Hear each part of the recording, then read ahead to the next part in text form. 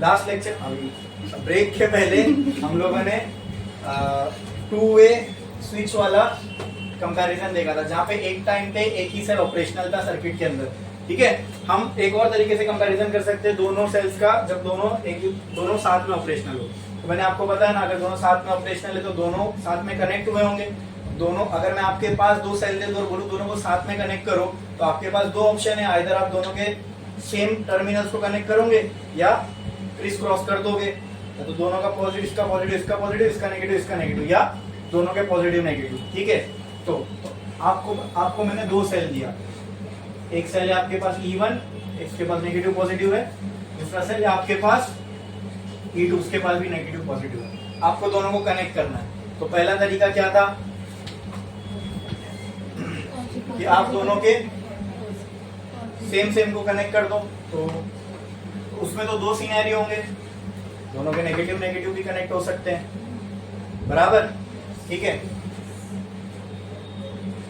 चलो वो करके देखते हैं। ऐसा, ये E1 वाला सेल, ठीक है, ये नेगेटिव, ये पॉजिटिव, नेगेटिव पॉजिटिव। दूसरे का क्या कनेक्ट करना है इससे, पॉजिटिव ना, पॉजिटिव, और ये नेगेटिव, ये हो गया E1। एक तरीका हो सकता है दोनों को कनेक्ट करने का। ठीक है, दूसरा, ये पॉजिटिव, ये नेगेटिव, फिर ये नेगेटिव, ये हो गया E1, ये हो गया E2, पॉजिटिव नेगेटिव, या तो दो तरीके हमारे पास इन दोनों को कनेक्ट करने के, या तो दोनों के सेम टर्मिनल्स को एक साथ कनेक्ट कर दो, या तो दोनों के अपोजिट को एक साथ कनेक्ट कर दो। देखो, जैसे आप नेगेटिव को कनेक्ट करोगे, ये दूसरा ट्रू हो जाएगा। खाली बनाने के लिए मैंने अलग अलग बनाया हूं। ठीक है, बोलो क्लियर है। और एक और तरीका क्या है कि अगर आपके पास E1 मैंने दे दिया, ये प्लस, ये माइनस, ये E1, ये पॉजिटिव, ये नेगेटिव। दूसरा तरीका क्या था कि आप E2 के पॉजिटिव को E1 के, ये तरीका था। और आप में से कुछ लोग ऐसा भी बोल सकते हैं कि सर ऐसा भी हो सकता था, ये नेगेटिव पॉजिटिव, और ये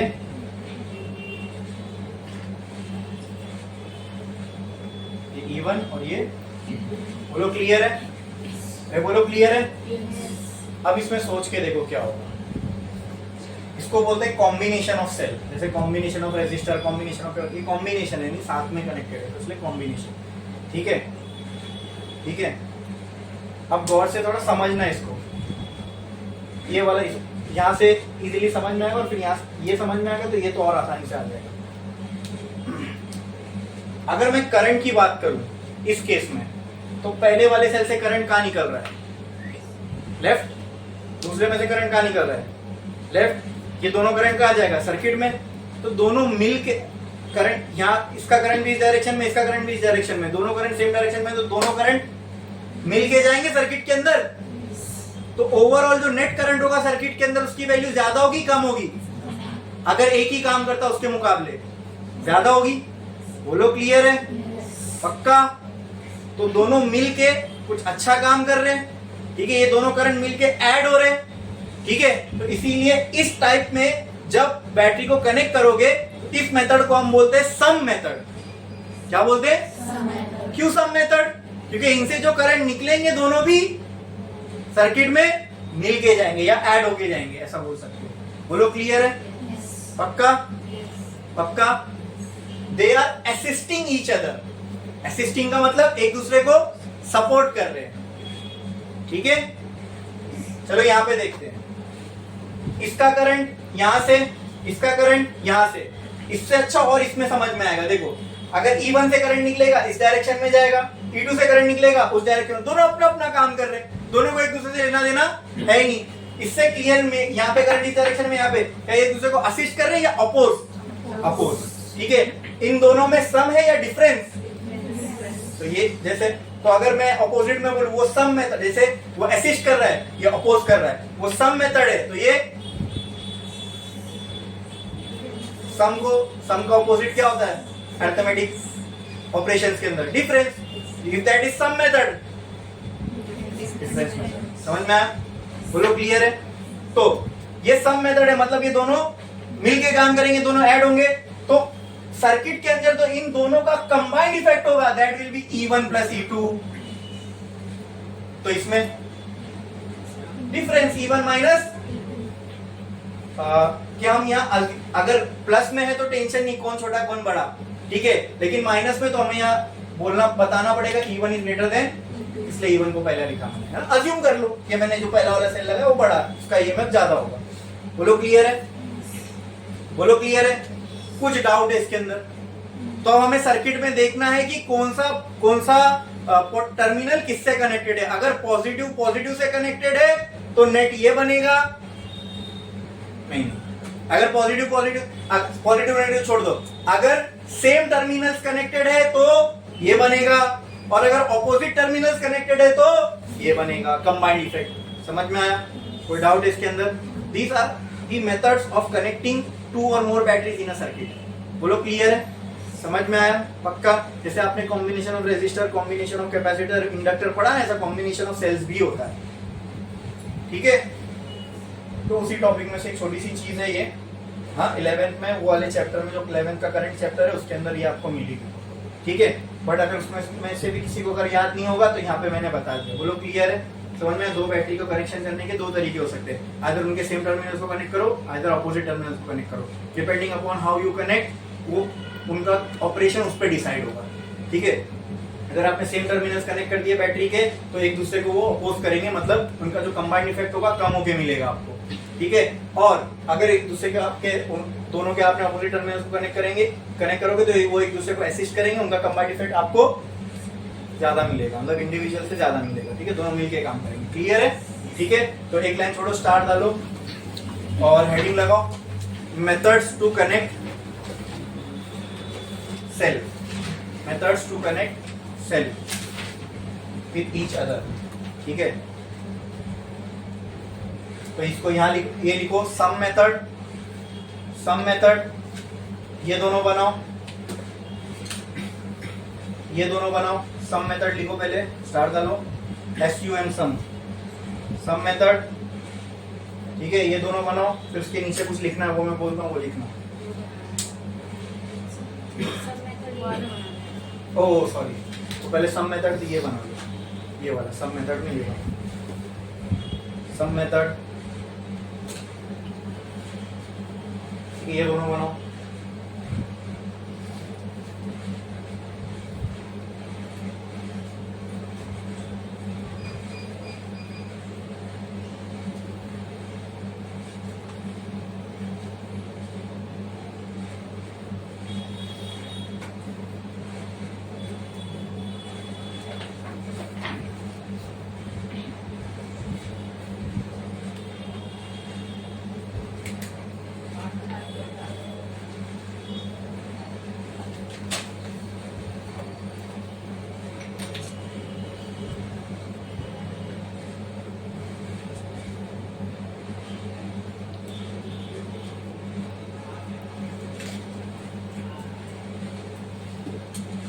लिखिए।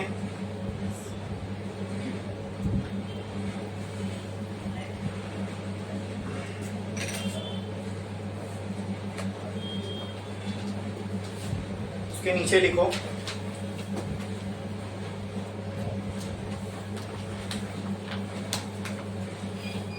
if we connect two cells in the above configuration in a circuit, if we connect two cells in above configuration in a circuit,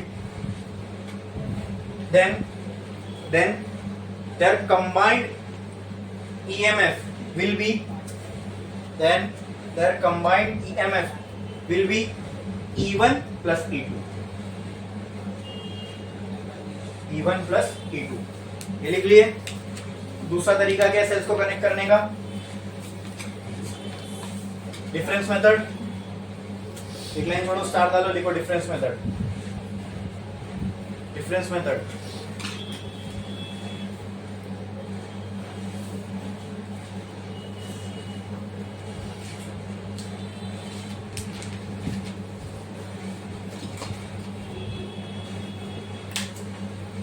ये बनाओ, उसका स्टेटमेंट क्या लिखोगे?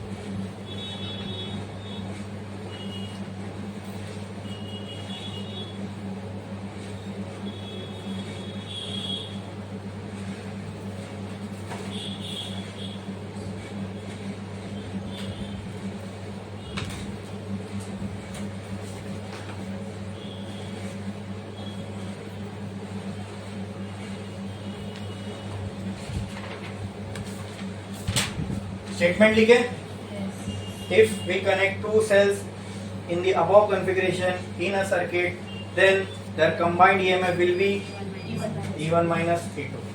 करो।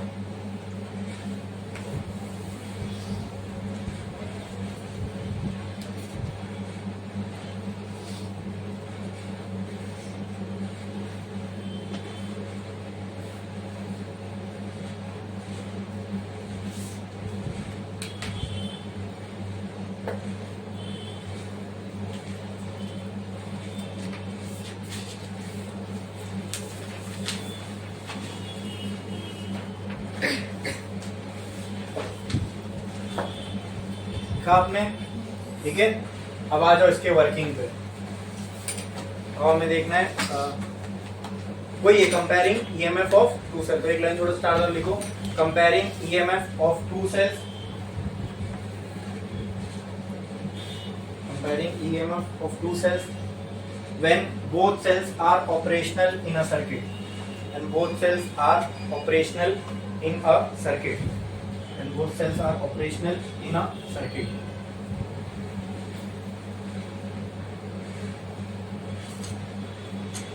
And both cells are operational in a circuit. लिख लिया आपने? बढ़ो आगे, ठीक है। चलो, ये आपके सामने सर्किट डायग्राम है, ज्यादा डरने घबराने की जरूरत नहीं। ये पोटेंशियोमीटर वायर है ए से लेके बी तक, ठीक है। इससे पहले वाले डायग्राम में भी जहां पॉइंट ए था, जहां पॉइंट बी था, वायर का तो ये भी हिस्सा दिख रहा है वायर का, ये भी हिस्सा दिख रहा है वायर का, लेकिन पोटेंशियोमीटर हम कितना मानेंगे? सिर्फ ए से लेके बी तक, ठीक है। बोलो क्लियर है? तो लेंथ तो नापना कहां से शुरू करोगे? यहाँ से खत्म कहां करोगे? यहाँ पे। क्लियर है? ठीक है। अभी देखो चारों, ये चार की है, K1 K2 K3 K4 दिख रहा है, चारों डॉटेड है, मतलब चारों डिस्कनेक्टेड है। बैटरी से करंट आ रहा है, ये प्लस ये माइनस, करंट आया, करंट के पास दो रास्ते, एक इधर जाने का, ठीक है। ये पहली बैटरी है।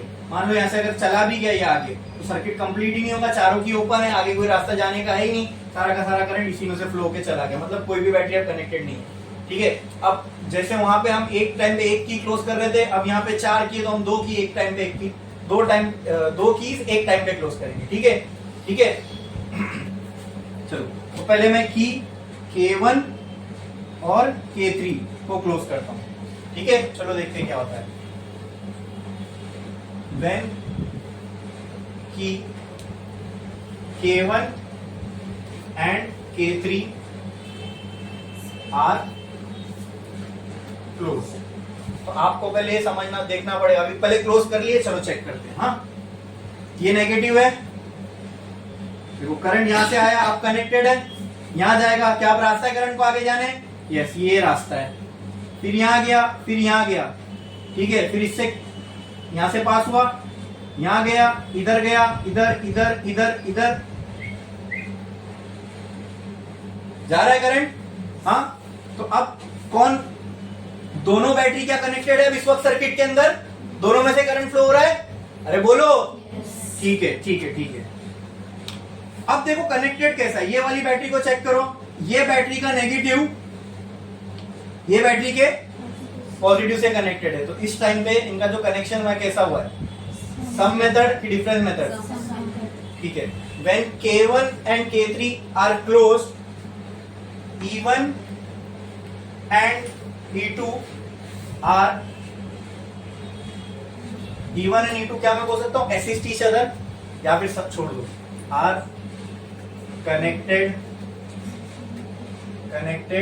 in some method, बोलो क्लियर है? तो इनका देयरफॉर इनका कंबाइन जो ईएमएफ होगा वो क्या होगा? क्या होगा? E1 प्लस, मतलब इस साइड पे गैल्वेनोमीटर के नीचे साइड पे E1 प्लस E2 का ईएमएफ बना हुआ है। अब आप ये जॉकी को मूव करोगे, मान लो यहां पे आके आपको गैल्वेनोमीटर करंट 0 मिला, इसका मतलब क्या? नीचे वाला जो भी ईएमएफ है वो बराबर है ऊपर वाले ईएमएफ के, विच इज Vx बराबर। क्लियर है? तो कहना है नीचे वाला ईएमएफ कितना होगा? E1 plus E2, that will be equal to Vx1 बोलूंगा ना। अरे बोलो एक बार फिर इसको दूसरे तरीके से भी तो कनेक्ट करना है। समझा कि नहीं समझा? पक्का? ठीक है। तो E1 plus E2 will be Vx1 कैसे निकालेंगे? V by L into Lx1। Clear? तो कहना है right E1 plus E2 is equal to K into Lx। ये हो गई इक्वेशन नंबर। कोई डाउट? समझ में आया? पक्का? ठीक है। अब ये दोनों को मैं हटा देता हूं। ठीक है। नाउ लेट्स कनेक्ट की व्हेन, अब दो ही की बची ना, दूसरी इनको क्लोज करके देख लो। व्हेन की K2 and K4 are close. चलो चेक करते पहले क्या होता है। K2 ये, K4 क्लियर। देखो यहां आया करंट, इधर आया, इधर आया, अब कहां से जाएगा? नीचे से ऊपर से, इधर से गया, इधर गया, इधर गया, इधर गया, इधर आया, इधर आया, अब इधर, इधर, इधर पहुंच रहा है। सर्किट कंप्लीट हो रहा है? यस, ठीक है। चलो ओके, अब सब कुछ सही है। अब कनेक्शन देखते हैं।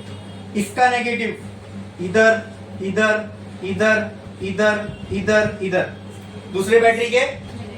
अब इसका पहले बैटरी का, पहले सेल का नेगेटिव दूसरे के नेगेटिव से कनेक्टेड है, तो ये कनेक्शन कैसा हो गया? Difference method. When K2 and K4 are closed, E1 and E2 are. अरे समझ में आ रहा है क्या? नहीं मजेदार है ना? ये कोई इसमें डिफिकल्ट तो नहीं लग रहा है? तो इस तरीके से इसको समझोगे तो एकदम गेम जैसा लगेगा, ये सर्किट कुछ भी नहीं है फिर। क्लियर? पक्का? पक्का? ठीक है। When K2 and K4 are closed, E1 and E2 are connected in difference method. ठीक है। therefore उनका कंबाइन इफेक्ट क्या होगा? अच्छा, मतलब अब फिर मैंने क्या किया? गैल्वेनो जॉकी मूव करना, मालूम पड़ा यहाँ पे आके इसने दम तोड़ दिया, यानी करंट 0 है, यानी नीचे साइड का जो भी ईएमएफ होगा वो बराबर होगा ऊपर वाले ईएमएफ से। तो ये will be equal to Vx2। तो कहना है right E1 minus E2 is equal to V by into Lx2। फिर इसको आगे और कैसे लिख सकता हूं? बोलो। E1 minus E2 is equal to K into Lx2। इसको दे दो इक्वेशन नंबर। अभी दोस्तों कंपेयर करना है ना, कंपेयर करने के लिए तो हमें E1 और E2 का रेशियो चाहिए, लेकिन यहाँ E1 माइनस E2 आ रहा है, E1 प्लस E2 आ रहा है। अब क्या करें? चलो कंपेयर तो करना ही था, क्या करते हैं फिर भी डिवाइड कर देते हैं। कंपेयर करना मतलब डिवाइड ही करना है। तो मैंने क्या किया? इक्वेशन 1 को डिवाइड किया इक्वेशन, तो क्या आया? E1 plus E2 upon is equal to ये कैंसल। क्या बच रहा है? E1 plus E2 upon E1 minus E2 is equal to Lx1 upon Lx2। Clear है इतना? बोलो। कंपैरिजन के लिए रेशियो में ऐसा होना चाहिए, खाली E1 और E2 होना चाहिए। हाँ, तो अभी यहाँ पे एक छोटा सा ऑपरेशन करना है हम लोग को। ठीक है, अलजेब्रिक ऑपरेशन जिसको हम बोलते हैं कॉम्पोनेंडो डिविडेंडो, है ना? ये 9th में आपने पढ़े हो। ठीक है, सुनो क्या होता है। बाय कॉम्पोनेंडो डिविडेंडो, न्यूमरेटर में जो भी डिनोमिनेटर का टर्म है उसको प्लस करो, और जो टर्म ऊपर दिख रहा है एज इट इज नीचे माइनस में आएगा। जैसे कि देखो न्यूमरेटर में क्या है? यहाँ पे E1 प्लस E2 न्यूमरेटर में था, जो डिनोमिनेटर में दिख रहा है उसको ऊपर प्लस करो। क्या दिख रहा है? E1 minus E2।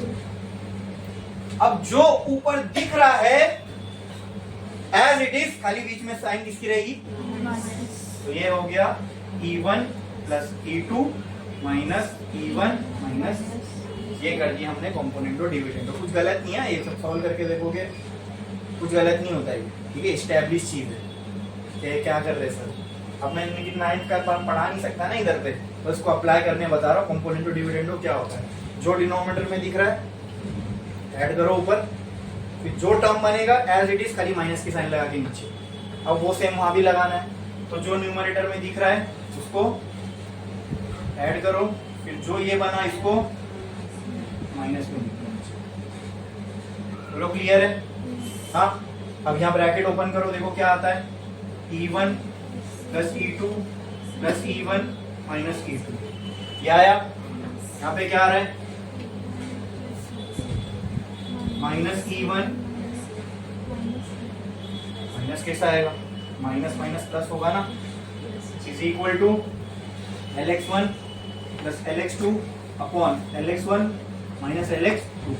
यहाँ पे देखो कुछ कैंसिल हो रहा है क्या, हाँ ये और ये कैंसिल हो रहा है, यहाँ E2 कैंसिल हो रहा है, यहाँ E1 कैंसिल हो रहा है, क्या बचेगा, हाँ ऊपर में क्या बचेगा 2E1, नीचे में क्या बचेगा 2E2, इधर क्या बच रहा है Lx1 plus Lx2 upon Lx1 minus 2 cancel, क्या बचा E2 equal to Lx1 plus Lx2 upon Lx1 minus.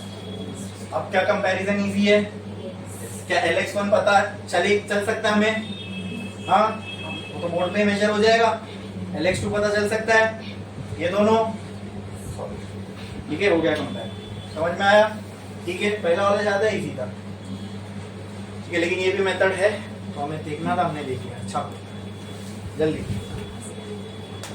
जल्दी सब पोटेंशियोमीटर यूज करके ही कर रहे हैं ना।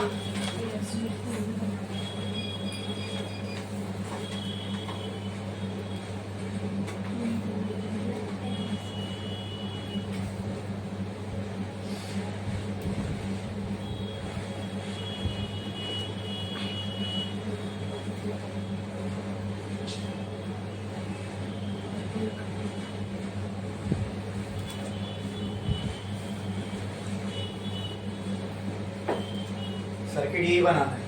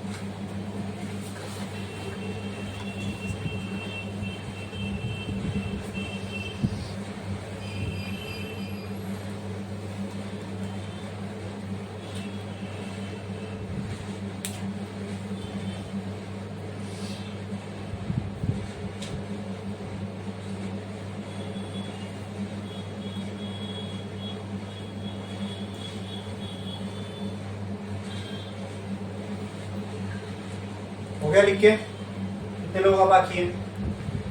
अब लास्ट जो हम पोटेंशियोमीटर का एक यूज देखने वाले, that is use to find internal resistance of a battery. ठीक है, ये हमने देखा था ना कि बैटरी जितना क्लेम करती है उतना प्रोवाइड नहीं कर पाती है सर्किट में, कुछ उसके इंटरनल रेजिस्टेंस में ही चला जाता है। तो एग्जैक्टली बैटरी कितना देती है अगर वो पता करना है तो हमें उसका इंटरनल रेजिस्टेंस मालूम होना चाहिए, उतने से हम पहले ही माइनस कर देंगे।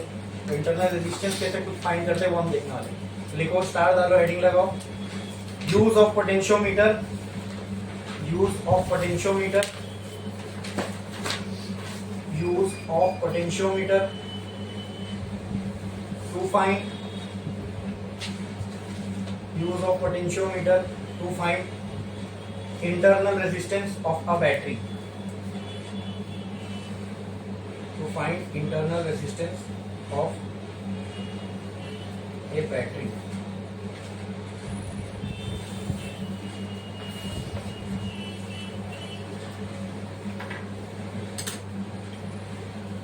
अब एक चीज आप पहले ही समझ लो, जब इन सब केसेस में ये बैटरी लगी हुई थी ना सर्किट में, तो ये मत सोचना बैटरी में से करंट निकल रहा है वो कहां जा रहा है, बैटरी भी तो करंट देती है ना। हाँ, तो यहाँ पे हम बैटरी को यूज नहीं कर रहे यहाँ सर्किट में करंट सप्लाई करने के लिए, ये बैटरी को टेस्ट किया जा रहा है, समझे ना। ये बैटरी को इस बैटरी का ईएमएफ कंपेयर किया जा रहा है, किसी बैटरी का ईएमएफ निकाला जा रहा है, तो इनके करंट से हमें कोई लेना देना नहीं है, इनसे करंट हम ड्रॉ ही नहीं कर रहे, इनको बस लगाए हैं ताकि इनकी जो भी चीज है वो हम चेक कर सके। करंट इनमें से फ्लो हो रहा है, ठीक है, बैटरी के थ्रू करंट फ्लो हो रहा है, बैटरी में से करंट हम निकाल नहीं रहे सर्किट में। बोलो क्लियर है? हाँ, ये क्लियर होना चाहिए कि ये जो बैटरी यहाँ लगी है या इससे पहले भी जो सर्किट में बैटरी लगी थी, इनमें से करंट कोई इसके अंदर नहीं जा रहा है, सर्किट का करंट इन बैटरी के अंदर से फ्लो हो रहा है। बोलो क्लियर? अरे बोलो क्लियर है? चलो बढ़े आगे। To find internal resistance of a battery, ठीक है। तो उसके लिए सर्किट डायग्राम पहले बना लेते हैं।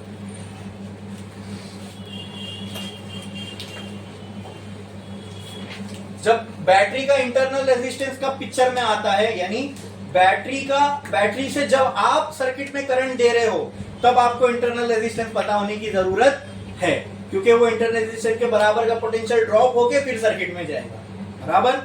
अगर आप बैटरी से करंट नहीं ड्रॉ कर रहे हो तो उस वक्त इंटरनल की हमें कोई जरूरत नहीं। तो यहाँ पे हम सिर्फ ईएमएफ निकाल रहे थे। ईएमएफ का मतलब ही होता है क्या, वो जो बैटरी क्लेम करती है देगी, मतलब वहां हमने इंटरनल रेजिस्टेंस को कंसीडर किया, जो उसमें ड्रॉप होगा वो कंसीडर किया नहीं, ये सब में हम ईएमएफ ही खाली कर रहे थे, ईएमएफ खेल रहे थे, ईएमएफ निकाला, ईएमएफ कंपेयर किया, बराबर। क्लियर है?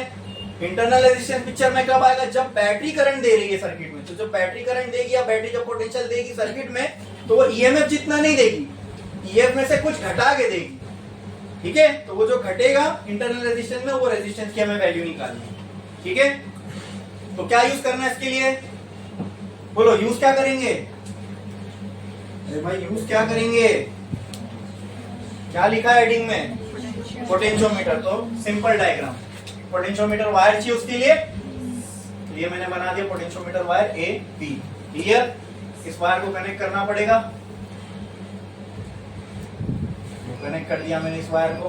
बोलो क्लियर है? इसका मान लो पोटेंशियल डिफरेंस बी है, ठीक है।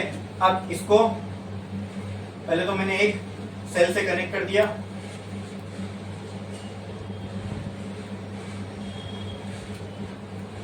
ठीक है। बोलो क्लियर है?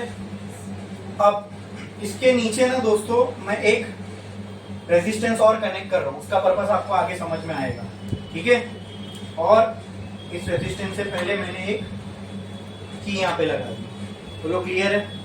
बोलो क्लियर है? तो यहाँ पर भी मैं की लगा दूंगा, इसकी भी K1 एंड इसकी भी K2। ये क्लोज, यहाँ से मैंने गैल्वेनोमीटर निकाला और इसकी जॉकेट में यहाँ पे निकाला। कुछ डाउट है इसमें? बोलो, कुछ डाउट है? एक रेजिस्टेंस आर का कनेक्ट कर दिया, कुछ डाउट है? जो भी मैंने किया इसमें, ये अगर छोड़ दो तो ये सारी चीजें तो हमने पहले भी देख चुके हैं। अब बस मैंने यहाँ पे एक्स्ट्रा में क्या लगा दिया? एक रेजिस्टेंस। बोलो क्लियर? हाँ, अब शुरू करते हैं। पहले मैं की K1 को क्लोज करता हूं, ठीक है। व्हेन की K1 is close, when K1 is close. कौन कनेक्टेड है सर्किट में और कौन नहीं है? K1 इसका ईएमएफ में E मान लेता हूं, ठीक है। कौन कनेक्टेड है सर्किट में और कौन नहीं है? जब दोनों ओपन थे, मान लो यहां से करंट आया, इधर गया, यहां भी नहीं जा सकता, यहां भी नहीं जा सकता, करंट अपना चला गया, सर्किट कंप्लीट, ठीक है। लेकिन जब K1 को मैंने क्लोज किया, करंट इधर गया, इधर आया, यहां से जा सकता है करंट, ये सब K1 क्लोज है, ठीक है। मान लो K1 क्लोज है, जा सकता है, यहां से यहां जा सकता है, यहां जा सकता है नहीं, तो यहां से जाएगा, इधर गया, इधर गया, इधर। बोलो क्लियर?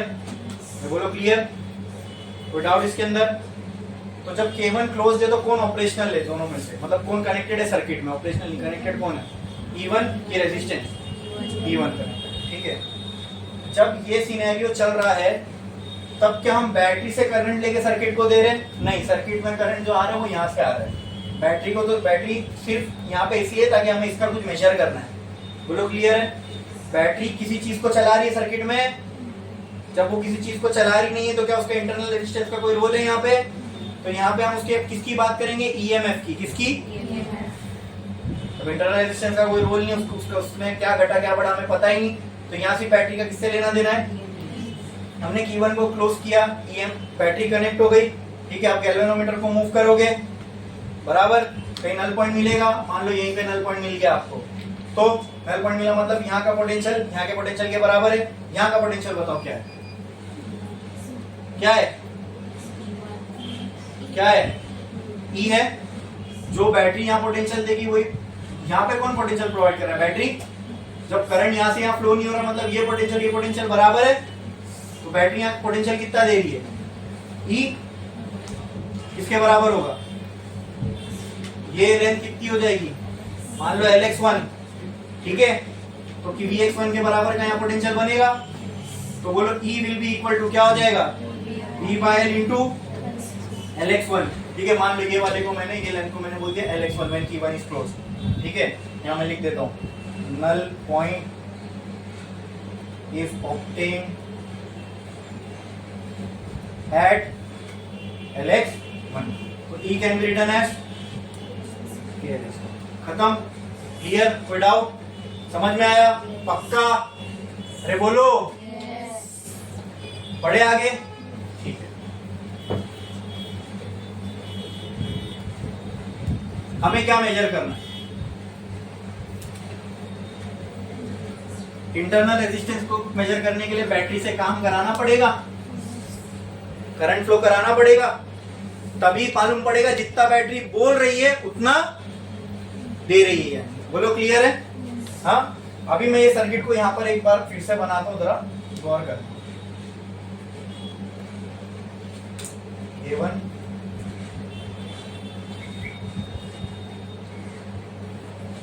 इसका ईएमएफ था E, ये नेगेटिव ये पॉजिटिव। जब ये क्लोज था, मुझे बताओ अगर इस बैटरी का ईएमएफ E है तो क्या मैं बोल सकता हूँ ये 0 पे होगा और ये E पे होगा? तो क्या मैं बोल सकता हूँ ये E और ये 0? तो पोटेंशियल डिफरेंस का कितना हो गया? E माइनस 0 तो कितना हो गया?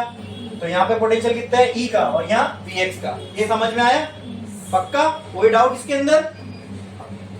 अगर मैंने बैटरी को काम पे लगा दिया, वो कैसे? देखो ये तो क्लोज्ड है, मैंने अगर इसको भी क्लोज कर दिया, अब कोई चीज है जो बैटरी से करंट लेगी। समझे या नहीं? समझे? पक्का? मान लो बैटरी में से करंट निकला I, ठीक है। अब होना क्या चाहिए? इसके और इसके अक्रॉस में यहां पे हमें जो पोटेंशियल मिलना चाहिए, इसका भी छोड़ दो, चलो। यहां से जो करंट निकला, ठीक है, बैटरी से करंट निकला, तो बैटरी के ये साइड और ये साइड पे अभी भी कितना पोटेंशियल डिफरेंस मेंटेन रहना चाहिए? बैटरी के पास ईएमएफ कितना है? E का, बराबर। तो उसका पॉजिटिव साइड E पे होना चाहिए, नेगेटिव साइड 0 पे। तो अभी भी पोटेंशियल का जो डिफरेंस है वो यही होना चाहिए, ठीक है। लेकिन जब बैटरी में से किसी चीज में करंट जा रहा है, अब बैटरी में से करंट निकल रहा है, बराबर। अब बैटरी जब पोटेंशियल डिफरेंस, तो इसके अक्रॉस भी क्या होना चाहिए था? E और लेकिन हमने जब मेजर किया तो हमें वो E और V, यानी ये जो पोटेंशियल डिफरेंस है E के बराबर नहीं मिला, E से थोड़ा कम मिला। वो क्यों हुआ? अच्छा, वो कैसे बनाते हम लोग? ये बैटरी है, कुछ इंटरनल रेजिस्टेंस खा गया, वो रेजिस्टेंस कहां बनाते? इधर पे बैटरी के साइड में। अब ये है पूरी बैटरी। पहले सिर्फ हम ये बना रहे थे क्योंकि सिर्फ हम ईएमएफ डिस्कस कर रहे थे, इंटरनल रेजिस्टेंस से हमें कोई लेना देना नहीं था। एक्चुअल बैटरी अगर बनाना एकदम सही तरीके से तो ये है उसका टोटल सिंबल, उसके इंटरनल रेजिस्टेंस के साथ। उस इंटरनल रेजिस्टेंस को हम क्या नाम दे देते हैं? आर। ये माइनस, ये हो गया इसका ईएमएफ। ठीक है, बैटरी में से करंट कितना निकला? आई। कुछ यहाँ ड्रॉप होगा, ठीक है, तो वो जो यहाँ पे जो पोटेंशियल ड्रॉप होगा डेल्टा वी, वो किसके बराबर होगा? बोलो बोलो, सिंपल, किसके बराबर होगा? आई इंटू स्मॉल आर के। ठीक है, तो यहां पे देखो, इससे पहले यहां पे तो पोटेंशियल ई था, लेकिन जब ये क्रॉस करोगे तो कुछ आई आर के फॉर्म में चला गया, तो कहना से ई माइनस डेल्टा वी ये बचेगा, बराबर। तो कहना से ये होगा ई माइनस आई आर के बराबर। तो इसके बाद जो भी पोटेंशियल रहेगा क्या वो ई रहेगा या ई माइनस आई आर रहेगा? क्योंकि यहां कुछ ड्रॉप हो गया ना, यहां से ई निकला था लेकिन यहां कुछ ड्रॉप हो गया, ये वाला साइड तो जीरो पे ही है। अब पोटेंशियल डिफरेंस बताओ कितना है? ई माइनस, नीचे क्या कर, अब ये भी कनेक्टेड है आर, अब यहां ई माइनस आई आर है तो यहां भी, और यहां पे तो सही बात है ना। जब मैं तो सोचा था कि पोटेंशियल डिफरेंस ई मिलना चाहिए, लेकिन मिला कितना इसके अक्रॉस?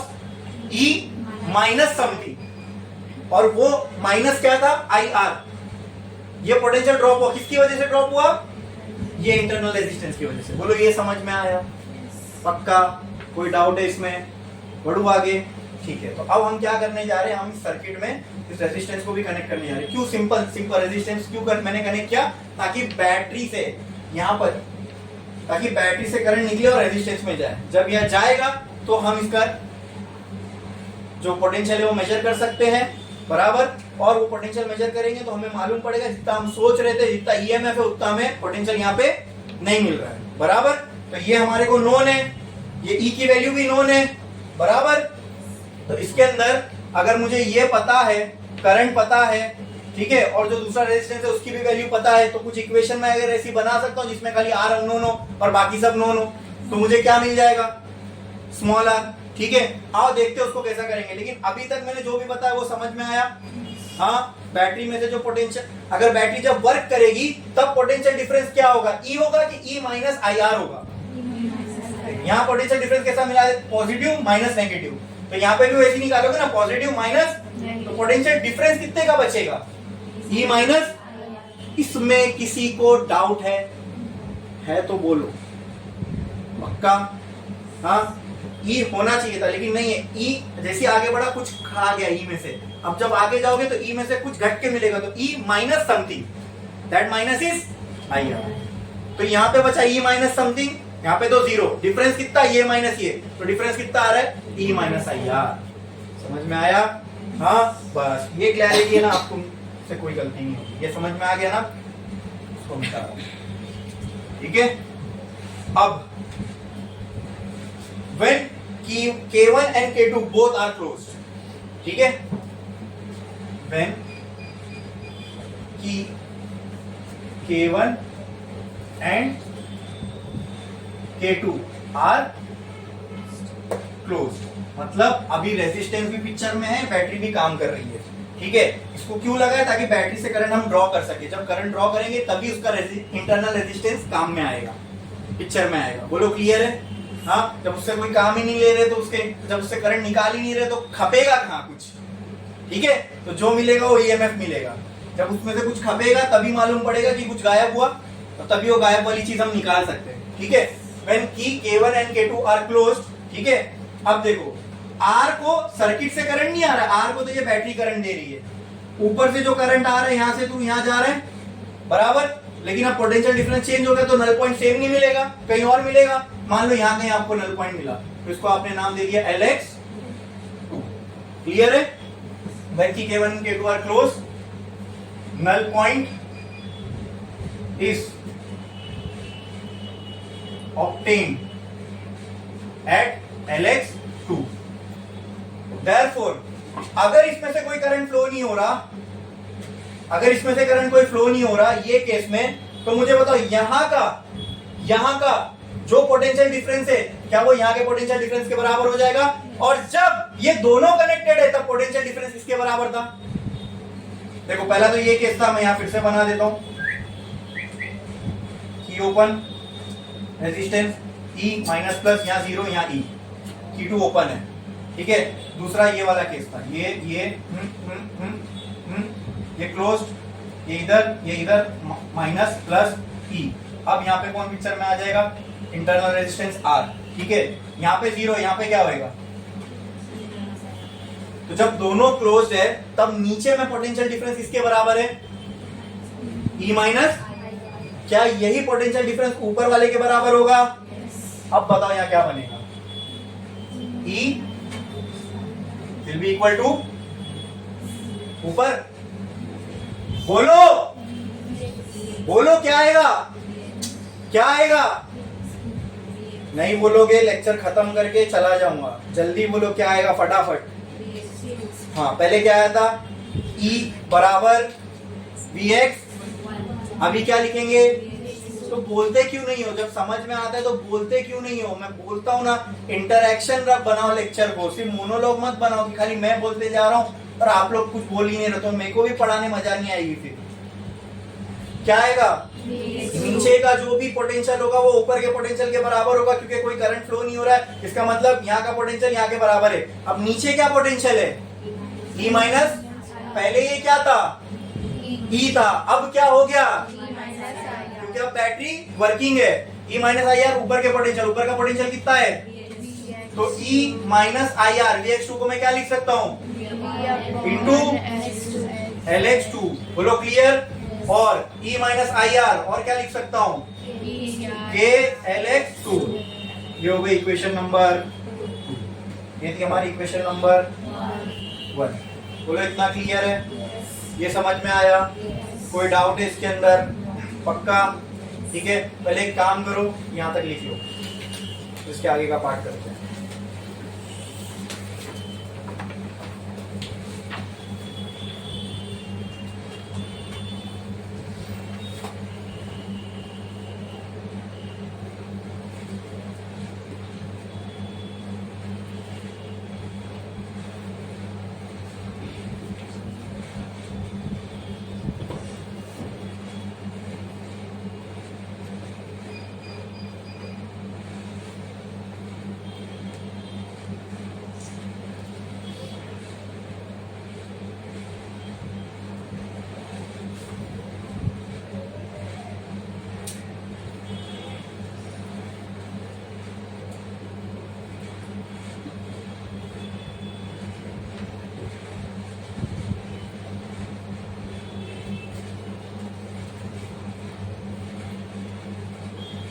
या इंटरनल रेजिस्टेंस निकालना है ना, तो इस सर्किट के अंदर इंटरनल रेजिस्टेंस भी बनाओ, ठीक है। और this whole thing will be battery, ये पूरी बैटरी।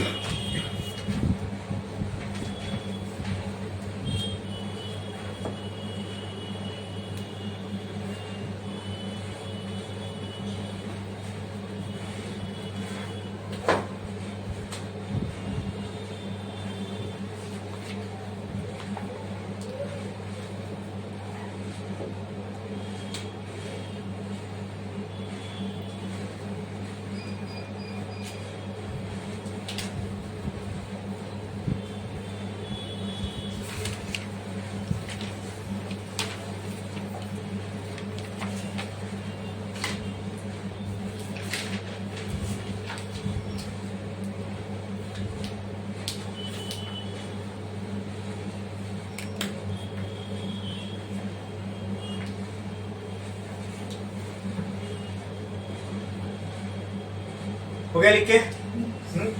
हमें निकालना क्या है इस सर्किट में, बोलो? इंटरनल रेजिस्टेंस, मतलब चाहिए स्मॉल आर की वैल्यू चाहिए, तो क्या ये बाकी सब लोग यहाँ से गायब होने चाहिए? हाँ, चलो उसके लिए हम कुछ करते हैं। ये वाला सर्किट देखो, क्या इस सर्किट के अंदर क्या ये क्लोज लूप है? तो क्या मैं इसमें इसको मैं नाम दे दूं A B C D, ठीक है? और अगर ये क्लोज लूप है तो क्या मैं इसके अंदर KVL लगा सकता हूं? बोलो, लगा के देखते हैं। अप्लाइंग, देखते क्या होता है। Applying KVL in loop A B C D B, बोलो क्लियर? ये करंट यहां से निकलेगा बैटरी से I का। हाँ, तो पहले A से B में चलो। पहले क्या मिल रही है? बैटरी। कहां से? नेगेटिव से। तो पहले मैंने बैटरी के लिए E लिख दिया, ठीक है? अब नेगेटिव से नेगेटिव डालू कि पॉजिटिव? तो प्लस है तो कुछ डालने की जरूरत नहीं है। आगे बढ़ो। आगे कौन मिला? रेजिस्टेंस मिला। जहां रेजिस्टेंस मिलेगा वहां क्या होगा? Potential drop. तो डेल्टा V स्मॉल r, ठीक है? अब डिसाइड करना प्लस माइनस क्यों? करंट का और इसका डायरेक्शन सेम, माइनस, ठीक है? फिर पहुंच गए B पे, फिर B से C में कुछ है, फिर कहां जाएंगे? फिर कुछ मिला, यस। तो क्या आएगा? E आएगा, डेल्टा V आएगा। Okay, delta V of capital R। अब प्लस आएगा माइनस आएगा? ये करंट का डायरेक्शन है, ऐसे फ्लो हो रहा है करंट, ठीक है? लूप पे भी हम ऐसे ही जा रहे हैं, तो सेम डायरेक्शन। तो क्या आएगा? माइनस। कहां पहुंच गए? D पे। फिर कहां पहुंच गए? यहाँ पे A B C D A। फिर कहां पहुंच गए? A पे। क्लियर? कुछ है अभी? इक्वल टू 0, ठीक है? E माइनस, इसकी जगह क्या आएगा? I into small r, minus इसकी जगह इक्वल टू 0। बोलो क्लियर है? जो भी नेगेटिव टर्म्स है वहां पे को E can be written as IR plus IR, ठीक है? और क्या कर सकता हूं? E equal to I bracket small r plus capital R, ठीक है? अगर I की वैल्यू यहां से निकालना है तो क्या मैं बोल सकता हूं? E upon small r plus capital R equal to I। बोलो क्लियर है? हाँ, क्या ये I की वैल्यू मैं इस इक्वेशन में यूज कर सकता हूं? करके देखो क्या आती है, ठीक है? करता हूं मैं यहाँ पे, देखो। Put this value in equation 1, तो क्या आ जाएगा? E माइनस I की जगह पर क्या लिख सकते हैं? बोलो, E upon R plus capital R, ठीक है? ये पूरा किससे मल्टीप्लाई होगा? स्मॉल r से, is equal to K Lx2। यहां तक किसी को कोई भी डाउट है? क्या यहां तक सबको सब समझ में आया? पक्का? ये पार्ट हो गया है ना? आप लोग का लिख के देख लो, जो भी अभी तक मैंने लिखा इसमें किसको कुछ भी डाउट है? पक्का ना? बढ़ो आगे, ठीक है? अब इसको मैं ऐसा लिख सकता हूं क्या? E माइनस ये R यहां मल्टीप्लाई हो जाएगा, ER upon R plus R is equal to K Lx2। Clear?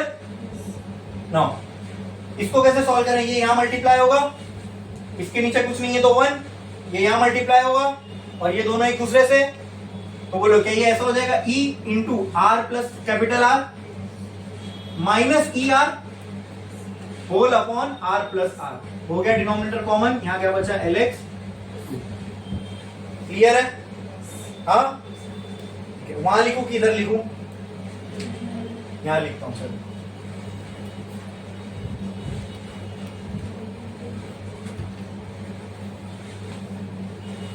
अब क्या ये अंदर मल्टीप्लाई होगा? बोलो क्या हो जाएगा? ER plus E capital R minus ER, नीचे क्या बचेगा? R plus capital R is equal to KLx2। क्या ये और ये कैंसल? क्या बच रहा है इधर पे? E कैपिटल R और R plus small r plus capital R is equal to KLx2। ये कौन सी equation? Let's say this equation 3। अब देखो, अगर इक्वेशन 1 याद है? क्या थी equation 1? E is equal to K, ये थी हमारी इक्वेशन। अगर मैं इक्वेशन 1 को डिवाइड कर दूं यहाँ पे तो के कट हो जाएगा। हाँ बोलो, 1 और 3 को डिवाइड कर दूं तो क्या कुछ ऐसा हो जाएगा, इफ आई डिवाइड 1 बाय 3, 1 क्या थी ई से डिवाइड में ये आ जाएगा E R upon R plus capital R. ठीक है, या तो डिवाइड कर रहा हूं मैं तो या तो सिंपल ये बोल सकता हूं E multiply by r plus capital R divided by a into r, ऐसा लिखूं चलेगा। हाँ उल्टा होके मल्टीप्लाई कर दिया, क्लियर। इज इक्वल टू यहाँ क्या 1 वाली इक्वेशन क्या थी के, और ये क्या हो जाएगी के, यहाँ से ये कैंसिल, यहाँ से ये कैंसिल, क्या बचा is equal to LX1 upon LX2। क्या निकालना है, देखो जब हमने सर्किट में जो ये R लगाए थे क्या ये अननोन था, क्या ये अननोन था, हमने लगाया सर्किट में तो हमको इसकी वैल्यू नोन होगी बराबर।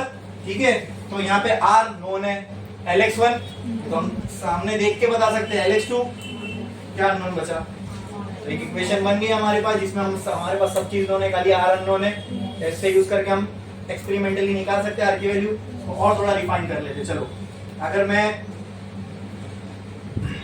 इसको ऐसा लिखूं R upon capital R plus R upon R is equal to LX1 upon LX2, तो क्या मैंने कुछ गलत किया।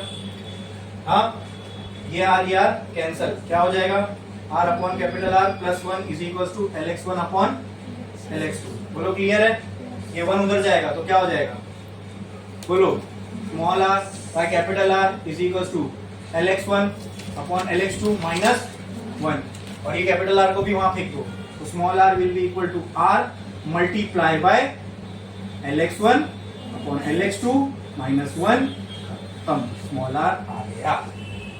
अब बताओ ये स्मॉल r की इक्वेशन में क्या क्या अननोन है, कैपिटल R, LX1, LX2 क्या सब एक्सपेरिमेंटली सामने ही मिल जाएंगे। हाँ R तो हमने ही लगाया हुआ, उसकी वैल्यू हमें पता ही होगी। LX1 देख के, LX2 जो बचा हो, नहीं LX2 भी देख के, जबकि दोनों क्लोज थी, है ना, समझा। स्मॉल r मिलेगा यहाँ से पक्का, कोई डाउट है इसमें किसी को, अच्छे से समझ में आया। यहाँ पे पोटेंशियोमीटर के भी सारे यूजेस खत्म हो गए, ये इस चैप्टर का सबसे लेंथी टॉपिक था। ठीक है, पोटेंशियोमीटर उसके सारे यूजेस। तो पोटेंशियोमीटर हमने देखा क्या होता है, उसके यूज में क्या क्या देखा जो आपके सिलेबस में नहीं था। लेकिन अगर वो पहला यूज मैं आपको नहीं बताता ना तो पोटेंशियोमीटर का वर्किंग आपको क्लैरिटी से समझ में नहीं आता। ठीक है, इसलिए हमने पहला यूज सिर्फ ये देखा कि ईएमएफ ऑफ सेल कैसे निकालते हैं, फिर ईएमएफ का सेल कंपेयर कैसे करते हैं, फिर कंपैरिजन का एक और तरीका देखा, फिर इंटरनल रेजिस्टेंस। तो टोटल 4 यूजेस देखे हमने पोटेंशियोमीटर के। यहाँ पे हमारा पोटेंशियोमीटर एज अ टॉपिक भी हो गया कंप्लीट, क्लियर, समझा। कोई भी डाउट है इसमें किसी को, बोलो, है no. छापो। और ये टेक्स्ट बुक वाला डायग्राम, अच्छा यहाँ पे देख लो टेक्स्ट बुक वाले डायग्राम में भी, ठीक है, यहाँ पे ध्यान दो, यहाँ पे टेक्स्ट बुक वाले डायग्राम में की का नाम क्या है, K2 है। मैंने K1 K2 मेरे तरीके से बनाया था, यहाँ पे इसने K1 डायरेक्ट जो मेन सप्लाई उसको दिया हुआ है K2, मतलब जब ये K2 ओपन रहेगा तब ये रेजिस्टेंस कनेक्टेड नहीं है, तब जो रीडिंग आएगी जॉकी की दैट विल बी LX1। ठीक है, फिर इसमें क्या किया, इसको क्लोज कर दिया, फिर जो रीडिंग आएगी LX2। बोलो क्लियर है। अब यहाँ पे आप बोलोगे सर आपने नाम E लिया है, उसने नाम E1 लिया है, कोई फर्क नहीं पड़ता, आगे कैंसिल ही होने वाला है। हमारे में भी तो वही हुआ ना, हाँ मैं उसको F1 भी ले लेता तो कोई फर्क नहीं पड़ता, कैंसिल ही होने वाला है ना वो। ठीक है, तो डरना घबराना नहीं, सब कुछ ऐसे ही आएगा। ठीक है, खाली डायग्राम अलग लिखो, डायग्राम के अलग होने से मैथमेटिकल रिलेशन थोड़ी ना चेंज होंगे। हाँ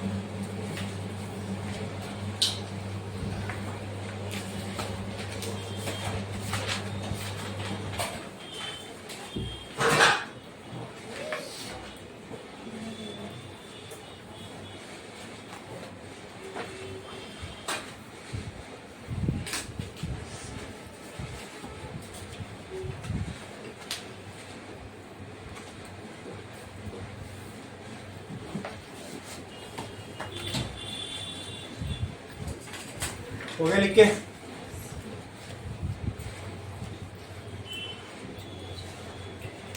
जब Q2 इसमें कनेक्टेड नहीं होगा तो E1 बराबर आएगा यहाँ Vx1 के। जब Q2 कनेक्ट कर दिए तो क्या हो जाएगा? E माइनस IR बराबर हो जाएगा वही हुआ ना बस यहाँ, बाकी सब तो सेम ही होगा फिर मैथमेटिकली। क्लियर है? अब मैं आपसे एक चीज पूछता हूँ, उसका मेरे को जवाब दो। हाँ, हमें ये पता है पोटेंशियोमीटर में जो पोटेंशियल मिलता है, जैसे ये पोटेंशियोमीटर वायर है, इस पे जहां जॉकी रुकी उतना पोटेंशियल जो भी जॉकी से कनेक्टेड है उसका हो जाएगा। राइट।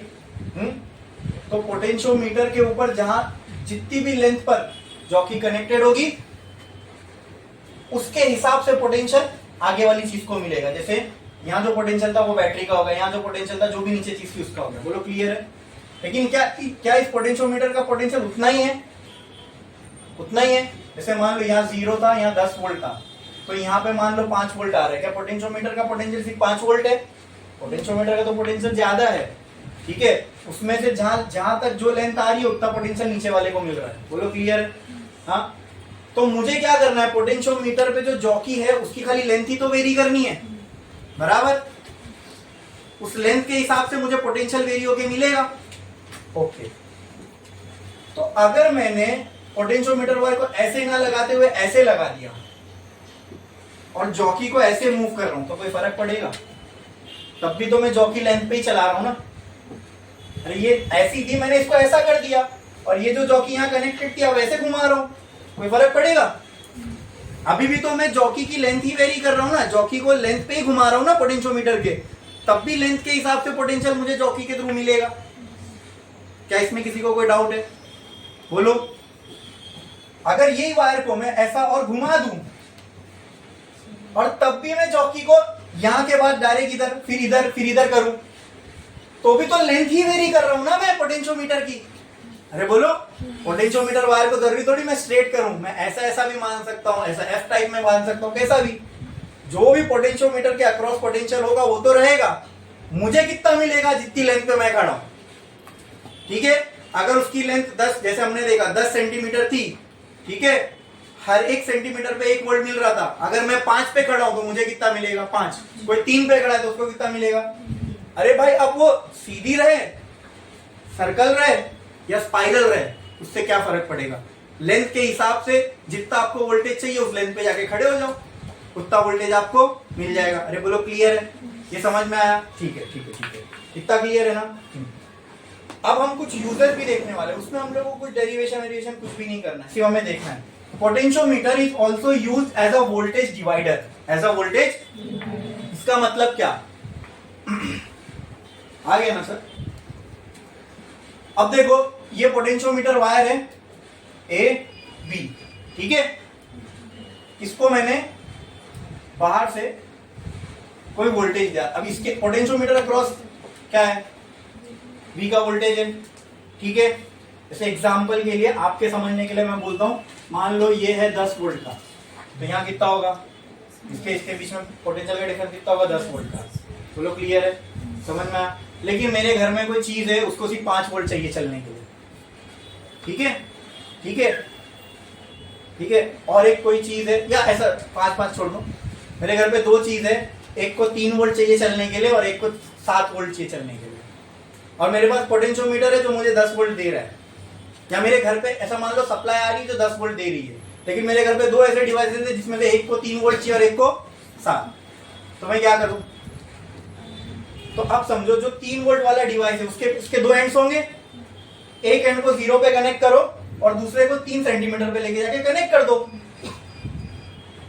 जब 1 सेंटीमीटर 1 वोल्ट देगा तो 3 सेंटीमीटर, आपको समझ में आया, ठीक है। तो डिवाइस D1 को मैंने यहाँ कनेक्ट कर दिया जिसको 3 वोल्ट चाहिए था, ये सिर्फ समझाने के लिए बता रहा हूँ। और दूसरा डिवाइस तो बचा कितना, 7 ही वोल्ट, ये 3 ये 10, डिफरेंस कितना है, 7 वोल्ट का। तो डिवाइस 2 को जिसको 7 वोल्ट चाहिए उसको मैंने यहाँ कनेक्ट कर दिया, वोल्टेज क्या हो गया, डिवाइड हो गया। जो 10 वोल्ट था क्या डिवाइड हो गया, डिवाइस 1 और डिवाइस 2 में, किसकी वजह से हुआ, पोटेंशियोमीटर। सिंपल भाई, जितना जिसको चाहिए उतनी लेंथ पे जाके कनेक्ट कर दो, हमें वर्किंग पता है पोटेंशियोमीटर का, उसका यूज ले लिया हमने, समझे। डिवाइड वोल्टेज, तो potentiometer can be use as a voltage divider. बोलो क्लियर है, मैं बोलो क्लियर है। हाँ, तो इसकी टेक्स्ट बुक में कुछ इक्वेशन कुछ भी नहीं है, देखो इसकी इक्वेशन लिखी हुई है। मुझे आप बताओ, ये इसका वोल्टेज मैं V1 बोलता हूँ, इसका वोल्टेज मैं V2 बोलता हूँ, तो V1 बराबर होगा Vx1 के, V2 बराबर होगा Vx2 के। कैसे लिख सकता हूँ,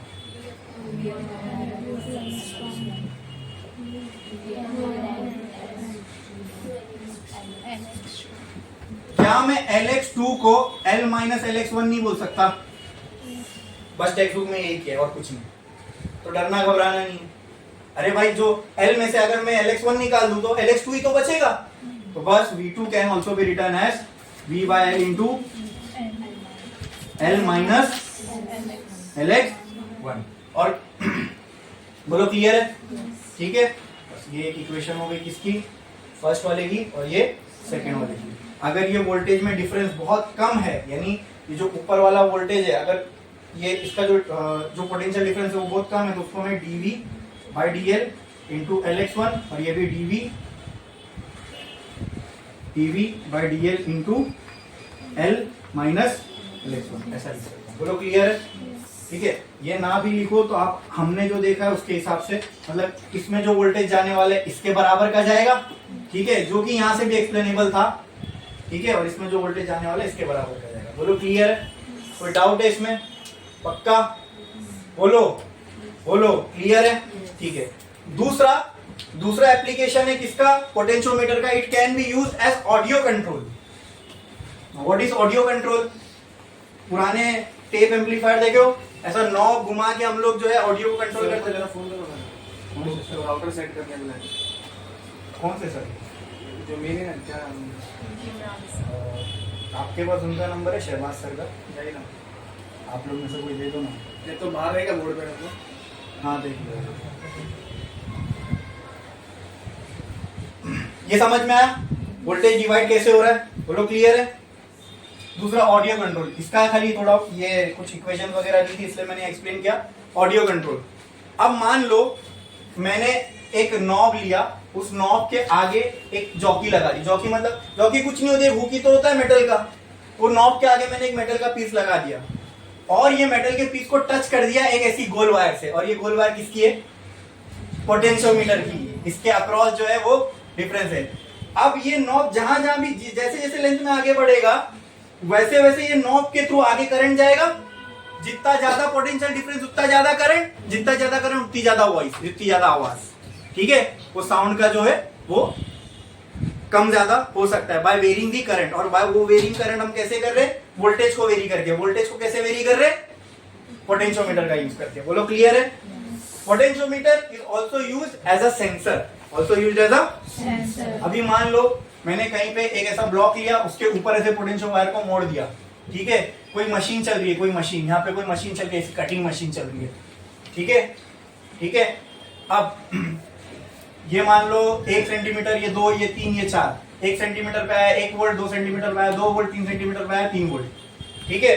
अब ये मशीन अगर आगे किसी मोटर से चल रही होगी, इस मशीन के पीछे मान लो हमने कोई एक मेटल का पीस लगा दिया, वो जहां जहां टच होगा उस हिसाब से पोटेंशियोमीटर जो है करंट को डिटेक्ट करेगा।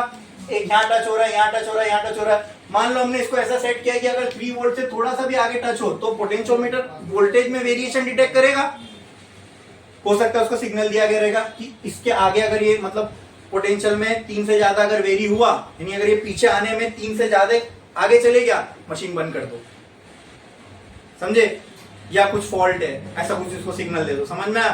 तो ये कौन सी वायर है, पोटेंशियोमीटर वायर है, उस पर टच होने से तो वोल्टेज में वेरिएशन आ रहा है, ठीक है। तो जितना रेंज में हमने रखे, अगर इसका मोशन इससे आगे या ज्यादा हो गया, उस रेंज के आगे या पीछे हो गया, तो पोटेंशियोमीटर पे टच होगा, तो पोटेंशियोमीटर की जो रीडिंग होनी चाहिए थी वो नहीं होगी, कुछ और आएगी। और आगे उसके सर्किट हमने ऐसे डिजाइन करके रखा हो गया स्मार्ट सर्किट की, भाई इसके अलावा कुछ लगे तो ये एरर शो कर देना, तो मशीन बंद। तो एज अ सेंसर यूज हो रहा है, ठीक है। तो ये 3 कुछ रियल एप्लीकेशंस भी थे पोटेंशियोमीटर के, जो पहले देखा वो भी रियल ही था, ठीक है। और ये भी कुछ एप्लीकेशंस थे किसके, पोटेंशियोमीटर के। तो एक स्टार डालो और लिखो एप्लीकेशन ऑफ पोटेंशियोमीटर। उसमें पहला, potentiometer can be used as a voltage divider. Second, application of potentiometer लिख दो। First application voltage divider, second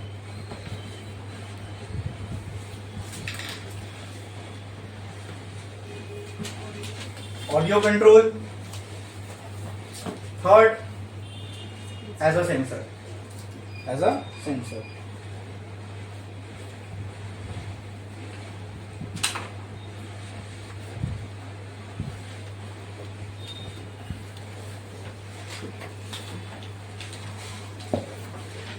ठीक है, स्टार डाल के वोल्टेज डिवाइडर का लिखो और ये छाप दो, पोटेंशियोमीटर एज वोल्टेज डिवाइडर, और ये छाप दो, ये लो।